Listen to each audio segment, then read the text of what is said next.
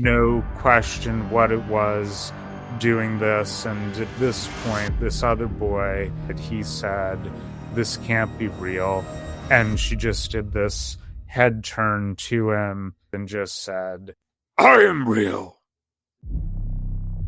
Something big is spooking residents.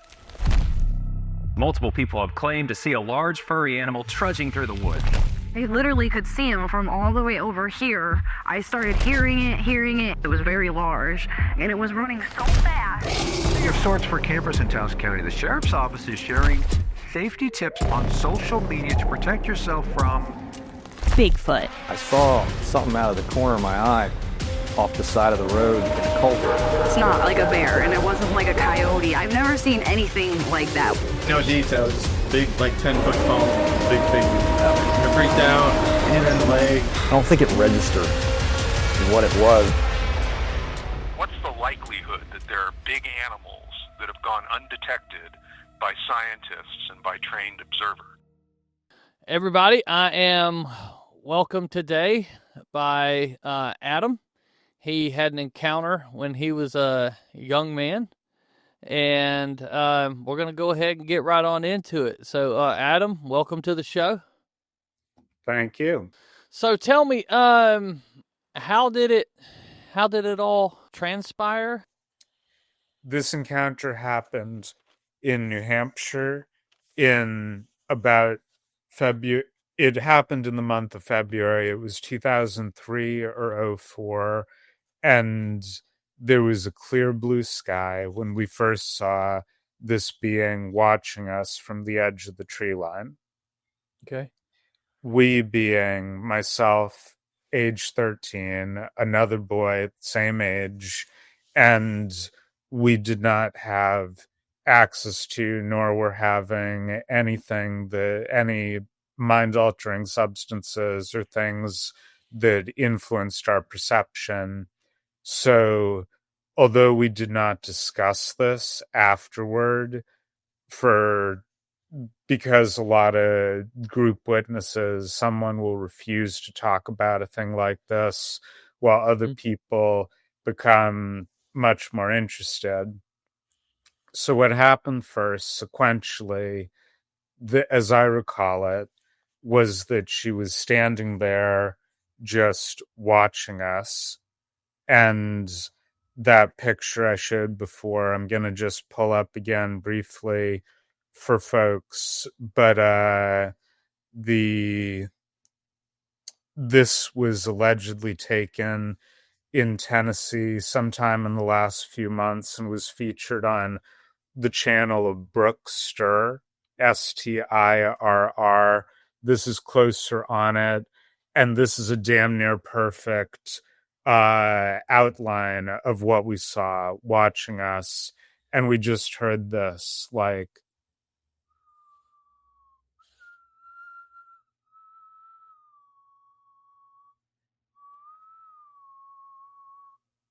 I don't know how much of that was picked up, but like that whistle, could you hear that?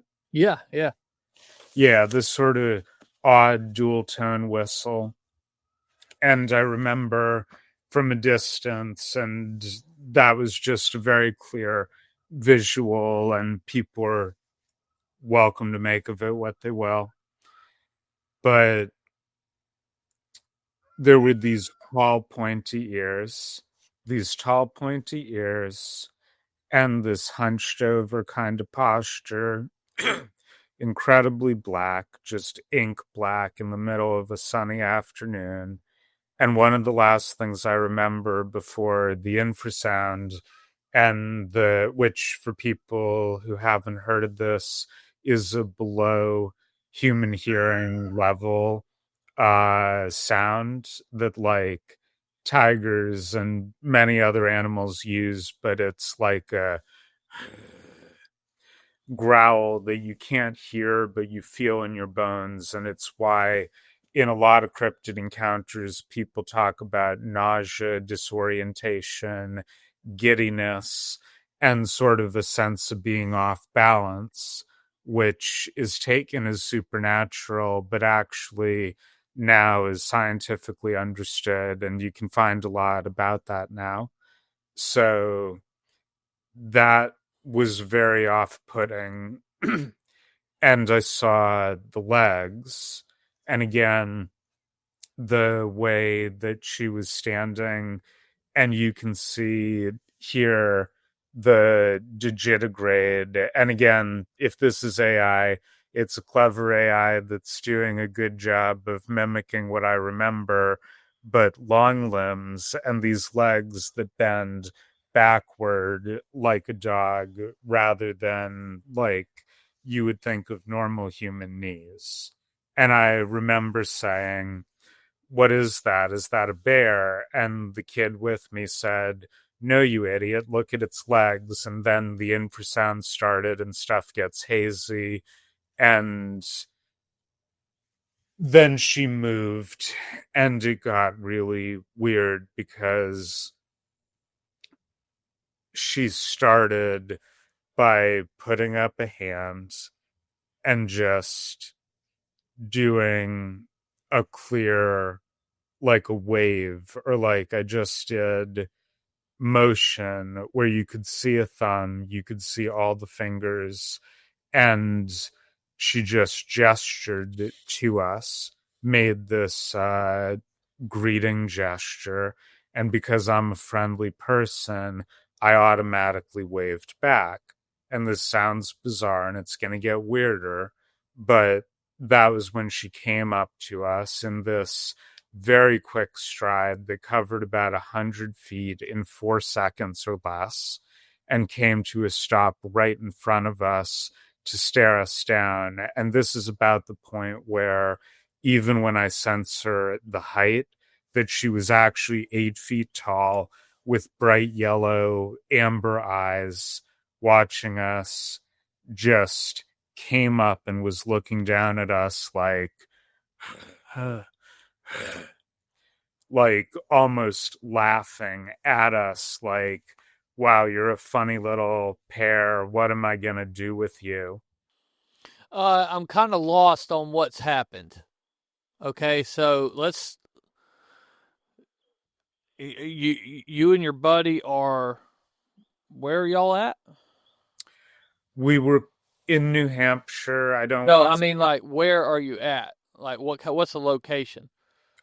close to where we were living at the time in New Hampshire, and we were just in the street right outside of where I was living. This kid and his family were visiting from out of town, and they just had arrived, and my dad had just fallen and hurt himself that morning. There are other things, like a lot of it's scrambled and traumatic.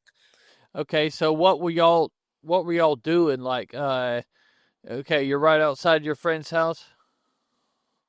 You're beside you're with your friend. You're outside of the road outside of his house, and what are y'all doing? Outside of my house, and I was Okay. showing him the area. He was doing nothing but bitching about it and just like, there's nothing to do here. It's all awful and whatever. And just, I was already in a terrible place. And for people who think that a thing like this is attracted by energies or vibrations, we were both definitely in toxic places and sort of building on that on each other, which is unfortunate but not atypical with that duo. Okay, so you're in the woods, or y'all are just on the road? On the road, but close to the woods.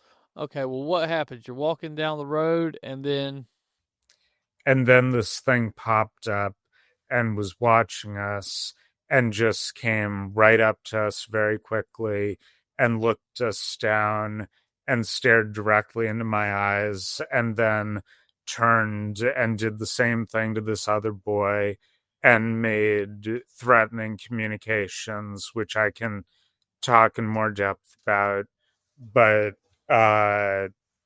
was all very difficult to get into and was blocked out for over a decade.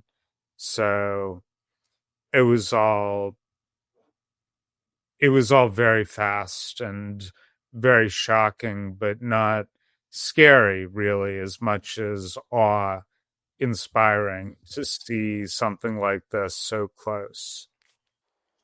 It runs up to you. It waves at you first, and then runs up to you. That is odd. Now, how far is the thing from you? It was about 100. No, I mean like when it stops. Oh, it stopped easily within 10 feet of us. It was close enough that she could have reached out and touched either of us. Oh wow. Okay, so what are you thinking in this moment? Are y'all like, this is a big dog? You know, I'm sure you're terrified. Had to have been terrified. Well, really, both of us, I think, were more curious than afraid, Mm-hmm. which is a thing sometimes with kids. And in our case, both of us were curious about the world and just saw something we couldn't identify. So we were walking toward it before recognizing how big it was and the fact that this could pose a threat. Mm-hmm. And so what happened then is we were walking up and she dashed right up to us and was staring down right at me. And after a lot of trauma recall and getting the stuff that many other witnesses have talked about, hearing voices in the woods or things that mimic family voices, and whatever it was that we saw leaned down at me and used my name and my mother's voice and said, "What's upset you?" It said that to you, It said that to me. and this is why it's like, while it's like 10 feet away. Yep. Okay. No question what it was doing this. And at this point, this other boy, and I have partly these flashbulb memories of this specific trauma event. I can't remember the exact order, but I think it was right then that he said, "This can't be real." And she just did this head turn to him, like this dog tilted the head, and just said, "I am real." Just this very gruff voice and asserting reality in a way that, as bizarre as it sounds, is experienced by a lot of people who encounter dogmen. And some witnesses talk about this. A lot of people try to say it, get laughed off, self censor, or never talk about it again. But I'm here on camera, Hineni, because it matters to be here and to be speaking up for people who I think have had similar experiences and not been able to safely disclose about them. So I hope that all of this can validate experiences for people who've had these extraordinary encounters. Right, right. Okay, so it tells him it's real. What what does it do next? What happens next? Well, this is where actually there's a little brief thing as she was coming up, which was that I said a particular prayer, which is my background is Jewish, and I said the Shema, but it was a commending my soul to God thing because I thought genuinely we were about to die. Now, And yeah, did this did this creature hear you saying this? I think so. Did it have any reaction to it? Because I know there's like when people will have UFO encounters or Dogman, anything like that, they'll start saying something about Jesus or something, and then the things will kind of tuck tail and leave the situation. Did you have any? Did it react in any way to your prayer? No, it I think affirmed or it recognized an affirmation of faith And one of the things that they do is they judge people, and they're very, like, she didn't just come up to us on a whim. This was something that happened very intentionally, and there were two of us, and part of the point of doing this was to show both of us what she was at the same time. And when one of them makes full eye contact, people talk a lot about it looks into your soul and stuff like that. But genuinely, it felt like my entire life was being weighed as I was looking into these amber, beautiful, gigantic eyes with these black pupils like the size of a jawbreaker that was just staring me down, and then turned sideways and did the same thing with this boy. And I saw for the better part of a minute the two of them staring at each other in this unblinking, just him doing his standard resting fuck you face, and this thing looking down at him, and just like this little snort that they do, like a dog does when it's irritated, you know? Right. And there are other parts, vocalizations and things in this that I can and want to talk about, but it's difficult because it's all very bizarre and traumatic. Well, if you feel comfortable telling that stuff, I want to, you know what I mean? I'm intrigued, dude. I hate to sound like a dick where I'm like, I know it's traumatic to you, but go ahead and tell me. But I'm interested. You know what I mean? I'll hear it if you want to share. Yeah, no, I appreciate that. I appreciate that a lot, Stacy, as you're being aware of it, because a lot of people, just trauma tourism, want to hear this and just make fun of it. Or when I try to disclose a serious trauma, that they totally, shut down. And it's hard to remember, even while it's like this space where it's impossible to forget something so weird. I'm sorry. There's like genuinely this nausea that happens sometimes when I remember this, like the infrasound, the after effects, and like thinking back on it brings back some of those effects. So my apologies for that. Well, you're all good, buddy. Take your time, man. Thank you. Said, this ain't like just trying to read me your grocery list. Thank you. You know, so. Yep. Also,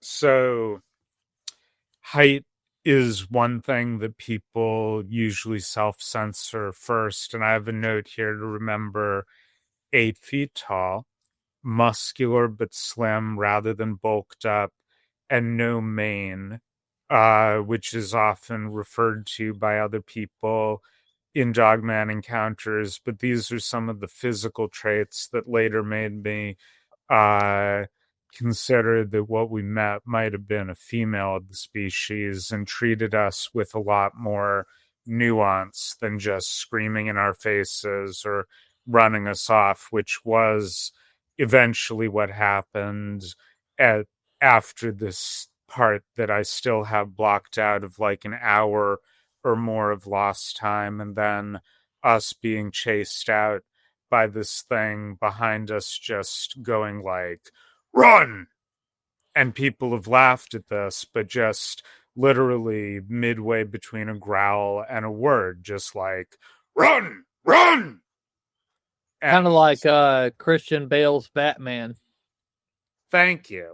Okay, yeah. I said it before, and it's that, or it's like a really heavy smoker Yeah. growl sound, and people write this off because they have silly comparisons, but genuinely, when they speak, like, leave, Yeah. it is a growl speech. And for people that have heard it, I know, and this is why I said early on, however you stitch together with the editing or give it as a preamble before the show, it may be triggering to people to hear this and some of these vocalizations or things. And I'm about to get to one of the really weird ones, because this is all just like setting the scene of some of the actual threats that were made.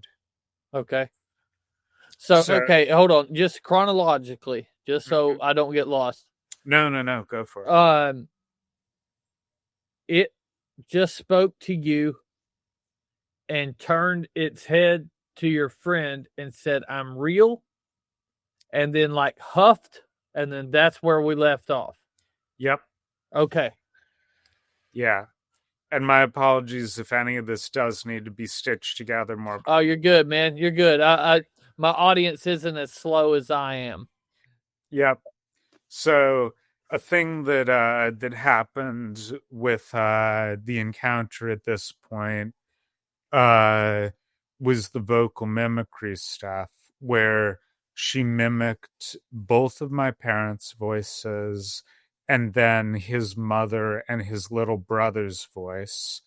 And this is something very seriously that they do. They imitate noises and sounds, and they learn how, like, the sound of a mother speaking to a child and say, like, Stacy, like they imitate something that if they can do it more precisely, some of them can do that or choose to do that, or Stacy in Right. this way, they would be like a fucking horror movie.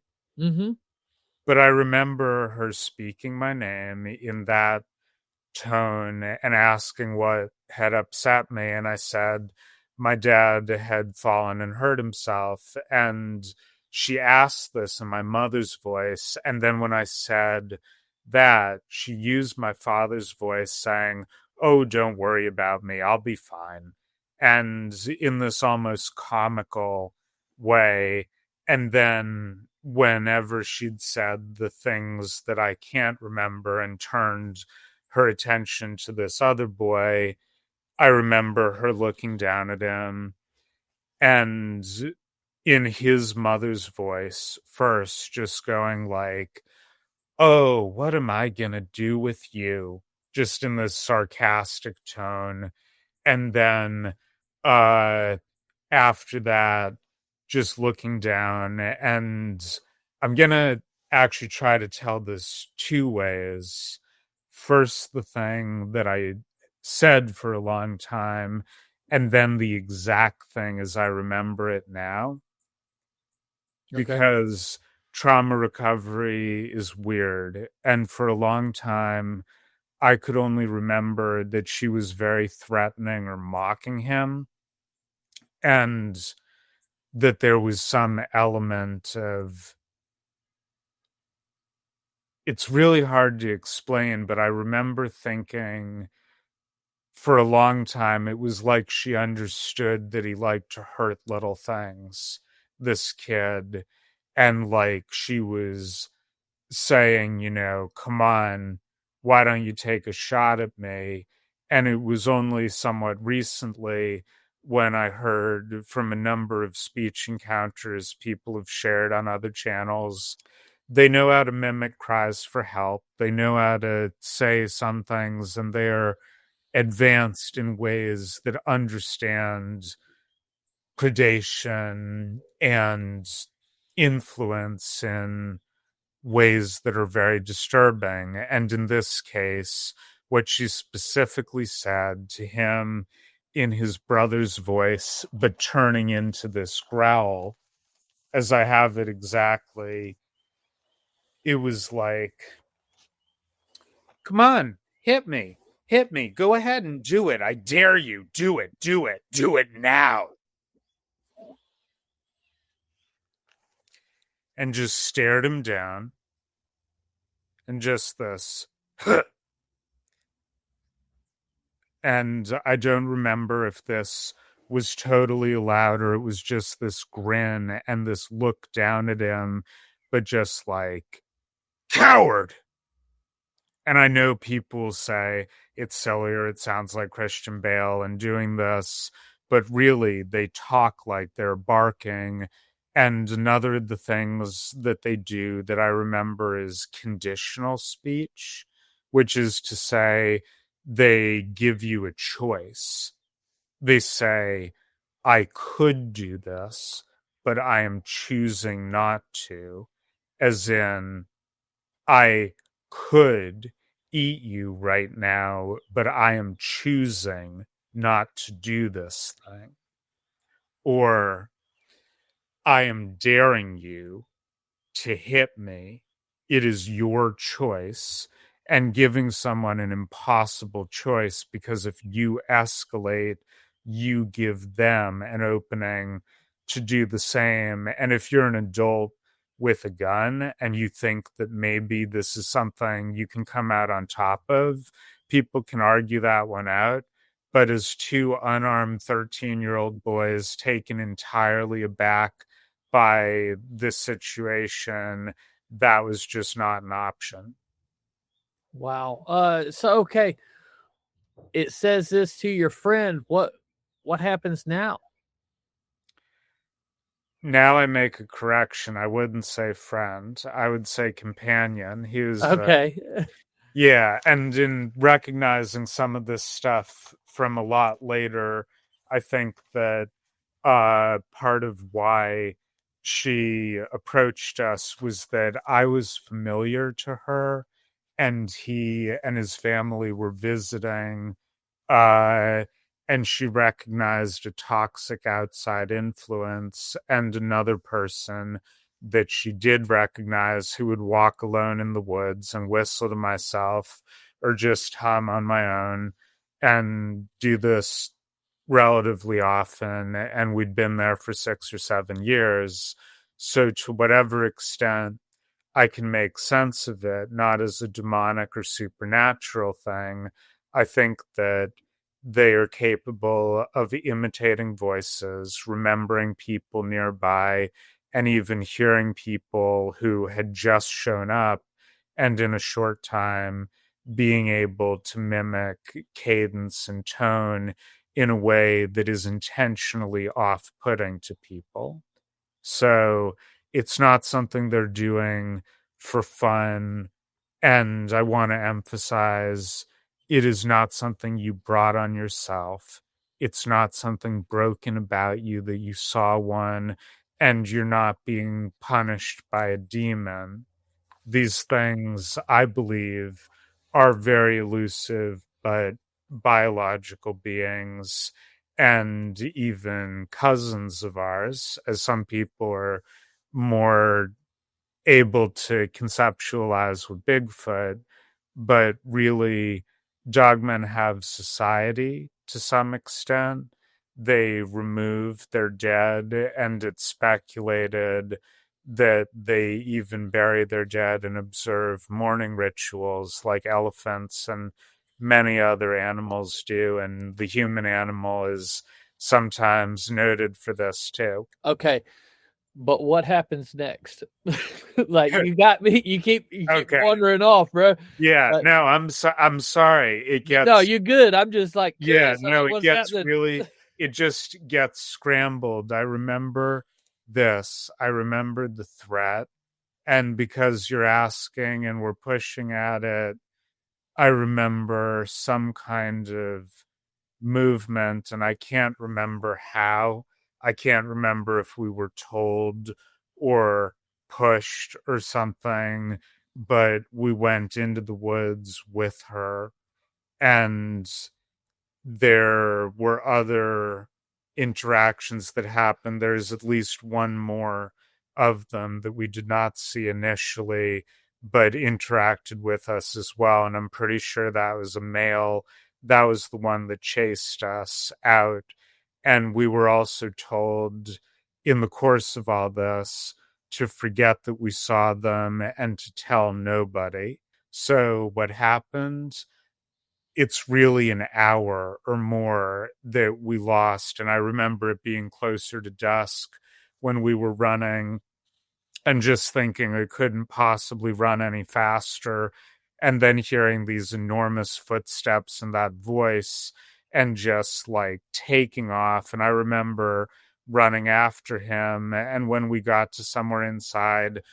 Okay, so do you not remember this whole story that well? There are parts of it that are gone. I kind of pick up on it because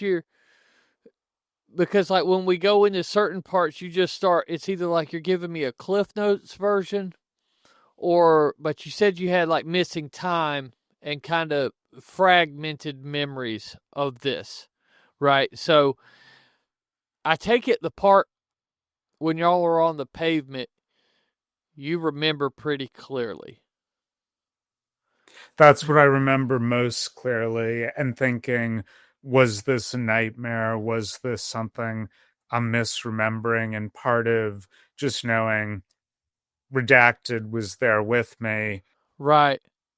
So that was part of how I remembered. Like, I remember watching him run and running after him. And that was something I can remember tactile, like slipping on the rocks and not looking behind me because the thing was coming. Okay. When y'all go into the woods with it, are you on autopilot there? Or like willingly going into the woods with this thing? Because obviously this thing just run up to you. This big ass dog has run up to you, has spoken to you, and it didn't say good things. It mimicked your parents. It knew about him hurting little things, doing like Ted Bundy type shit when he was a kid. That's weird. Like when people hurt animals, that's not good. Part of the reason I'm not naming this person or bringing other personal details into this is that it's centrally important to this memory that she made a distinction between the two of us and saw something toxic in him right when she approached. But yeah, there are things that I won't get into or talk about that I think I've seen some weird and ugly things in this lifetime that were not cryptids, and this kid, she made an accurate read on him very quickly. Yeah, I think we were given a number of coercive choices, and going into the woods with her was one of those. It was an option that wasn't really an option. Hold on, what do you mean by that? So I'm trying to figure out how y'all got into the woods, because like, I'm going to be dead ass serious with you. Had this happened to me when I was a child,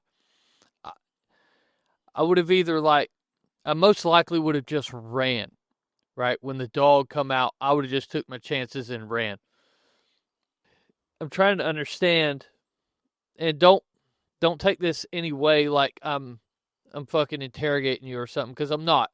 I don't know a lot about Dogman, and that's purposeful, right?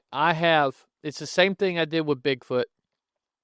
When I knew Bigfoot were real because I'd seen one.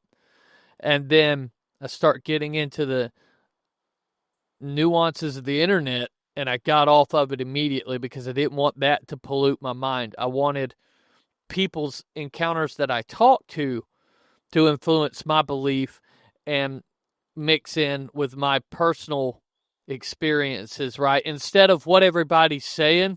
Yeah, I think a lot of people would have seen what we did at a distance and immediately turned around or run. But I think both of us were more curious than we were being smart right then and wanted to see what it was. So we walked right up to and then she ran right up to us. And thank you for asking more, not interrogating at all, really, but asking a reasonable question that I have waited a long time for people to take me seriously enough to ask things like that. So, yeah, we were sort of ushered in, and then there was more of an interrogation, and there was a brief discussion about what to do with us. And then Well, hold on. I'm sorry. You're ushered in. Are you aware of being ushered in, or is it just like, oh shit, we're going in the woods now? yeah, more like that. And I'm getting a bit of a pressure side headache as we get toward this, just so I'm clear with everyone. And again, for witnesses, I've done a decade more of therapy than a lot of people with stuff like this. And it's still really painful to remember or to go back to. Yeah. But even though I'm speaking calmly and have a bunch of notes, even though I am getting sidetracked, so that I remembered some of these things, I'm sharing this because I want people to understand some of these strange things. And thank you for giving a space for it. Oh, no problem, man. Now it's just fascinating to me because this almost seems like a magical thing, right? Because in no planet of actual normal reality do I think kids would follow something like this without being coerced in their mind of some way. You know what I mean? Like, bro, this should have scared y'all, and like, so it makes sense to me. You have missing time and everything else. But anyways, I don't want to ramble. What I want to ask is, you said they're having a conversation on what to do with y'all. How well do you remember that? Mostly, I remember that as being growls and clicks and body posture. I don't remember exactly what they said or that sense memory, but definitely there was the question of, what are we going to do with them now that they've seen us? Now, did you feel, because you're assuming this is going on, right? Which if it made sense to you then, it would make sense to you again. You know what I mean? I wouldn't doubt that. You knew these things were discussing what to do with y'all. Was there a sense of fear there that maybe one of them, the other one, the new one, decided to harm you in some way? I think harm was definitely an option. Okay. I would say that it gets existentially uncomfortable to get back this far to it. So I'll say that I remember there was some amount of trouble over us, and then we were shooed out of there and told, go and run, or like I think I said before, but in German the word is very direct, is raus. And that's not just random. There are cases with dogmen in different places in the world where they speak in the same way in German, in Germany, Austria, and Switzerland, in Spanish, in places where people speak Spanish, and other words elsewhere. They listen, and it's not magical. It sounds magical or fantastical, but I think they are very advanced mimics, and they don't reveal themselves lightly. Like, Right. they have a purpose, and usually it's to scare people off. And our encounter was very close up and nuanced, and I hope that in doing a few interviews like this, I am very disinterested in getting anything from this except closure and to hopefully validate other people's memories. But there is some hard stuff that I can only barely remember or comes and goes in dreams, and I still have these things and flashbacks that I wish I didn't have to deal with, but happen daily. Or, if I'm busy or something, I might not think about it for a day or two, but it's kind of rough to try to reconcile these memories when people mostly laugh at you or say, no, you misunderstood seeing a neighbor in a tall furry hat, or the, Yeah. infamous mangy bear. Okay, so I guess last of my questions. So these things discuss what to do with you, and then it's you need to go. It chases you out, right? You mentioned that you had about an hour of missing time. When does that come in? Is it that this encounter took way longer than what it seemed that it took, or is it after we were chased out of the woods, I don't know what happened the next hour? A bit of, well, yes, it's a good question.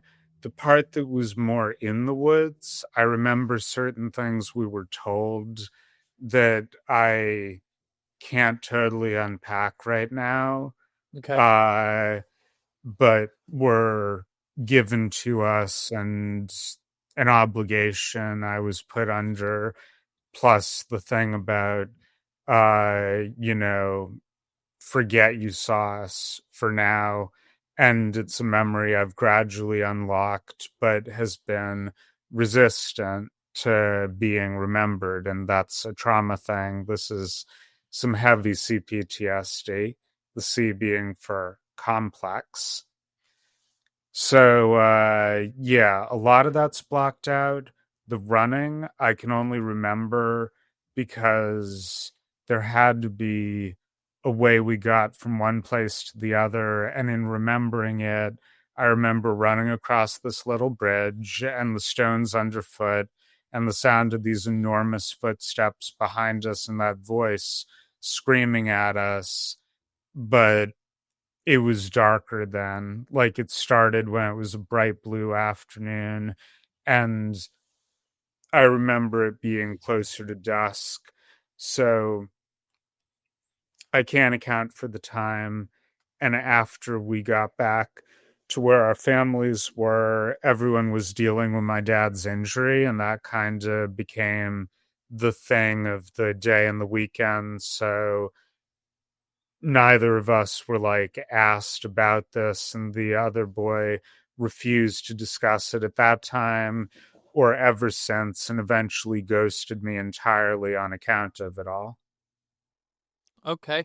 Well, okay, then that leads me to my last question before I get into these other ones. Have you ever thought about being regressed?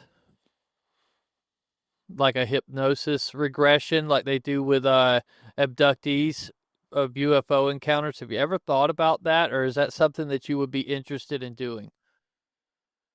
It's been suggested to me a number of times, and I'm curious about it, but I don't like the idea of things that could influence my memory further when it's already very fractured from the trauma. So I'm sorry, hang on, I'm just getting my water a minute. You're good.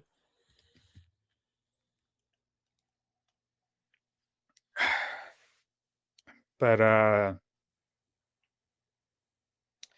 yeah, I've thought about it. I have done other therapy and other things to try to recall memory. Sort of wanted to get all this stuff on the record in some ways before I do anything like that, because it's important to get some record of it. Yeah, I think you could. It would probably help you fill in some gaps.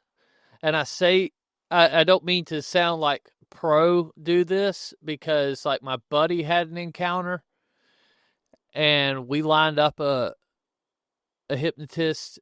She was one of the top people in the state and had worked on some really famous cases. And when she regressed him, because his mother passed away when he was like 12, when she regressed him, she told him to go to a happy place. And when he went there, it was his mother. And so he had this meeting with his mom that he just started crying, and he came out of it, and it was a strong memory for him. And he was crying about it and telling me, thank you. I got to see my mom. I could smell her. You know what I mean? Like, he believed it was a real encounter with his mother, and he was just crying and telling me thank you. And I'm starting to cry, and I felt terrible. But because I didn't want to see my friend hurt, and you see somebody crying, you automatically think they're hurt, which he wasn't. He wasn't hurt by it. He really, even to this day, is like, thank you for that. That was great. It was almost closure on that for him, but it was wild. And that's all I'm saying. Like, if you ever go to get regressed to kind of pull some memories out, it's a wild experience, and I didn't ever give it the time of day as being real or anything before that happened. But after that happened, I'm like, yeah, I don't know if that's something I would want to do, going into my mind like that. But this is a crazy place in there, in between these ears.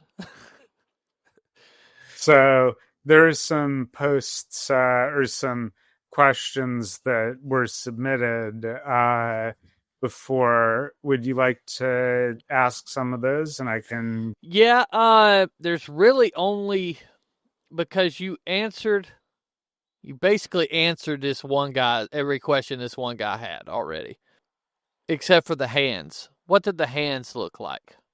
They're like raccoon-like hands, very flexible and big. And again, I remember there being a gesture and a few gestures. Some I can't swear to. A few I've talked with other close witnesses and heard about other gestures that most people will not believe or credit, but strange things out there. Okay. So the next one, let me see. Ask them if the Dogman had a tail or not.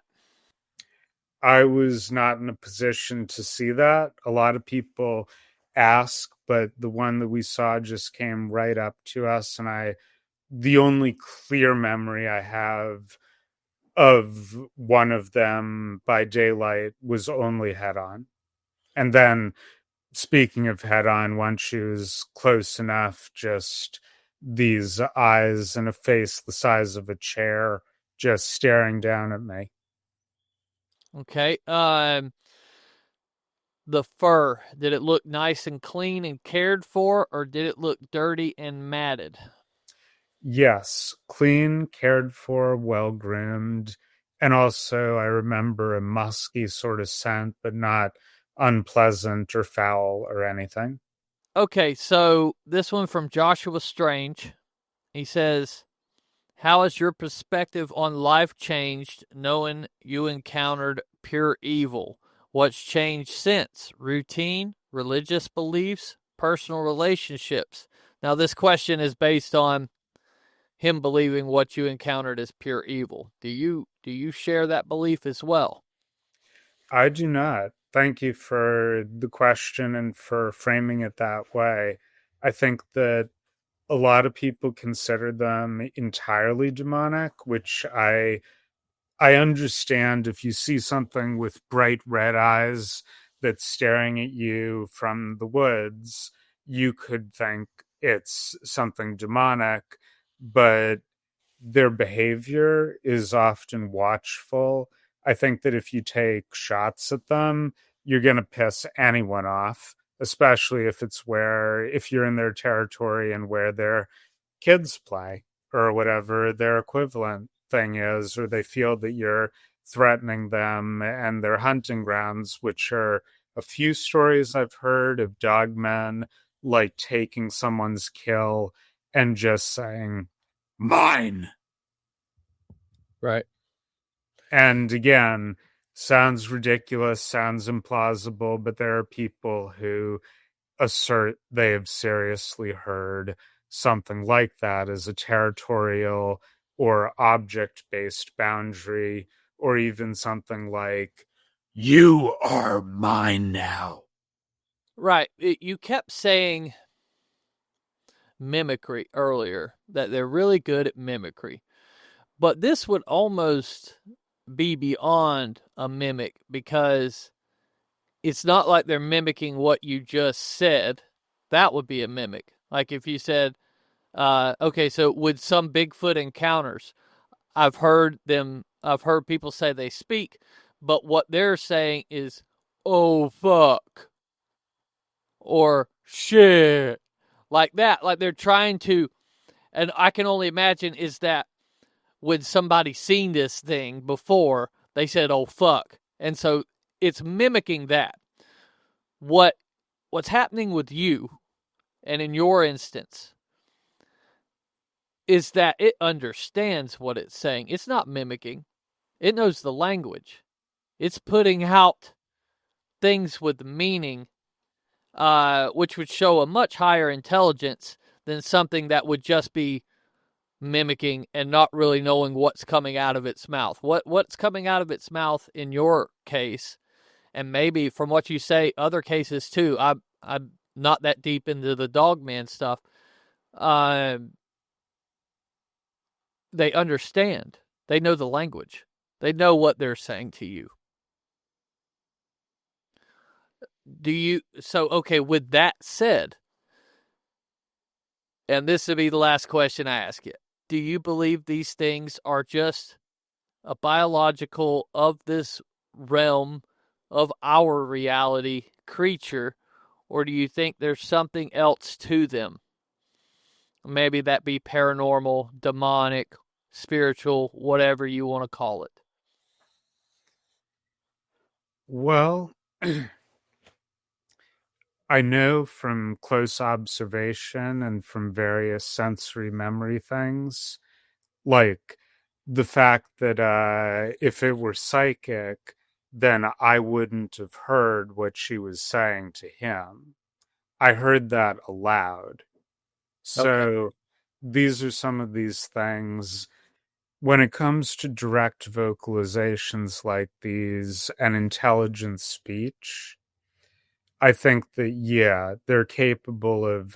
You actually gave a terrific example there of the what the hell, because being that's heard that before knows, just like you hear, and you know that's a certain kind of bird.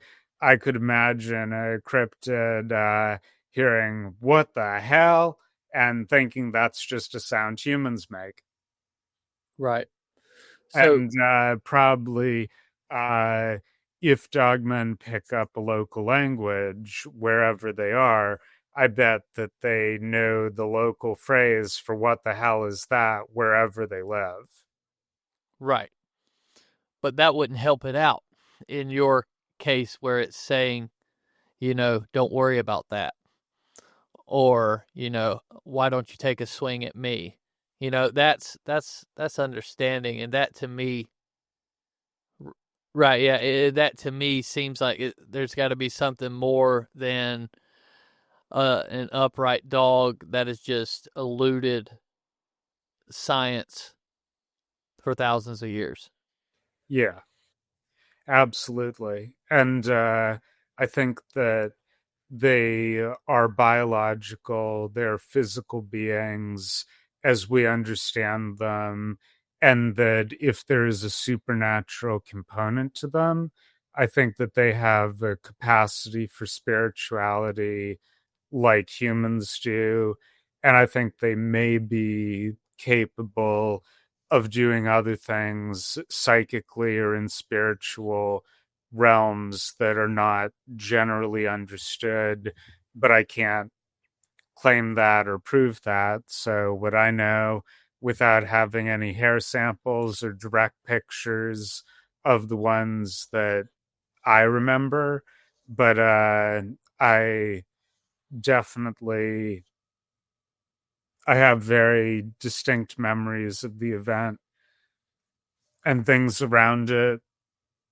I have some very painful memories over the years of various people and friends who I've tried to talk to about this and been laughed off, literally been laughed in my face by people I care about over a traumatic thing that I said, please don't laugh before getting into it. So I know I said it a few times, but again, thank you for giving a space and for asking perceptive questions about all of this. Hey, bud, I seriously appreciate you, going down this road with me, because I'm super interested in this stuff. I myself haven't had a Dogman encounter, which I'm happy about that. I don't care to have one, but I'm so inquisitive about it. That doesn't mean that I'm still not, I still want to hear the stories. And I could tell as you're going through all this, as we've had this conversation, I could tell it bothers you to talk about a lot of it. So really for me and for my audience, thank you for taking your time and, going through this, because I'm not paying you or nothing. You don't have to do this. You know what I'm saying? Someone recently said they think I'm selling a supplement or something by going and raising Dogman awareness somehow. I'm not promoting a movie. I'm not trying to sell anybody anything. If anything, I'm trying just to validate painful memories for folks. And my payoff is knowing that I'm hopefully putting something positive out there on a subject most people don't have a lot of knowledge on, but I'm giving some firsthand information. And I hope it'll be helpful. And I hope for anyone who has witnessed or experienced any of this, it'll give you a point of comparison. Thank you for watching the Bigfoot Underground. Now, if you like what you saw tonight, please hit that like button, subscribe, and smash that notification bell so you can be alerted when I drop new content. Now, if you'd like to be a guest on the show or have a story that you'd like to share, please email me at BigfootStacy13@gmail.com. Until next time, stay safe and stay squatchy.